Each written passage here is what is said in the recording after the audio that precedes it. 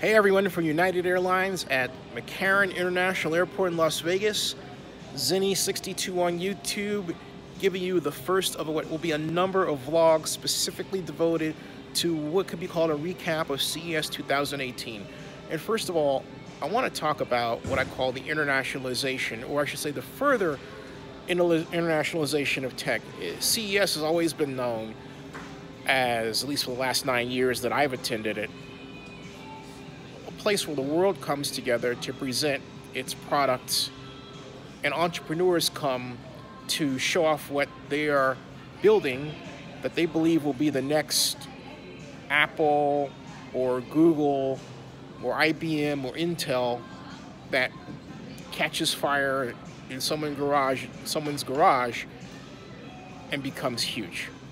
For example, that mantle of the next hot thing could very well be Bingy Lock, started by Robbie Cabral, who's Dominican, and has created this outstanding device, so compelling, so amazing, so interesting, that you've got to have it.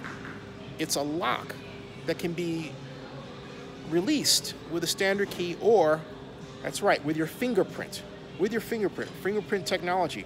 And if you're wondering, hey, have I heard of that before? The answer is, well, if you watch Shark Tank, chances are you saw Kevin O'Leary partner with Robbie Cabral and Bingy Lock for $100,000. Well, guess what? Bingy Lock received its first $1 million order from a retailer at CES Las Vegas.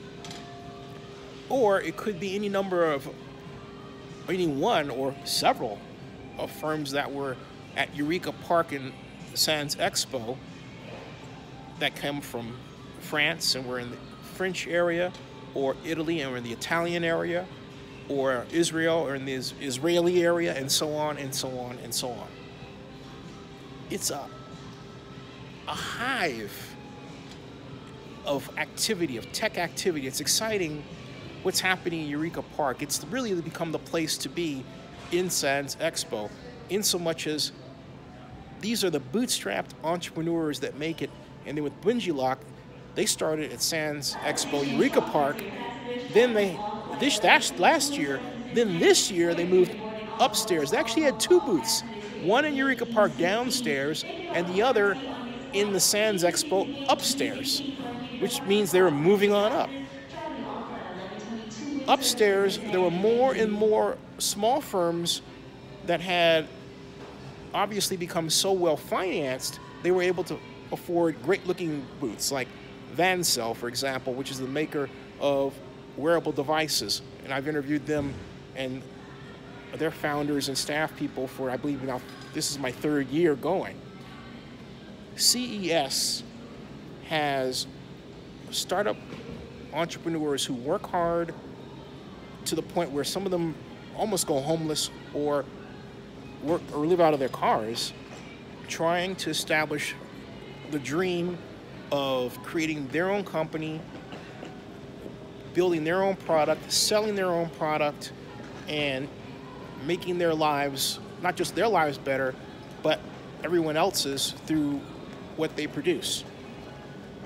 I talked to a person, I'm not going to name her who she is, has a fantastic augmented reality toothbrush. And she talked to me about how she went through financial hard times, but got funded. And now she's doing exceptionally well, and CES was a really great experience for her once again. So what this all boils down to is that the United States, for all practical purposes from the CES perspective, isn't the dominant player in the production of tech from a startup perspective. That's not to say it's not happening, but any organization, any city should look at CES and say, hey, look, like Oakland, why don't we have a kiosk to present our startup founders and give them an opportunity to better offer or better show what they're doing to the world through CES. It doesn't have to be a nation like France or even a consortium of businesses in the country of France or the UK that does it. It can be a city in America. And it's surprising to me how I don't see this at CES. It really is. It's a lost opportunity. It's not that it can't happen among American cities, but it doesn't happen, or America for that matter. I don't see the U.S. Chamber of Commerce anywhere around CES Las Vegas in a visible place with a large booth, helping entrepreneurs present what they do and get deals. Why? That question has to be asked. So, in this internationalization of tech as represented by the changing environment at CES, we have to ask, hey, where's America? Where's the startup? What's going on?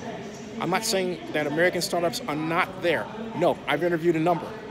But I can easily point to a number of exciting startups from other countries as well, and I just have.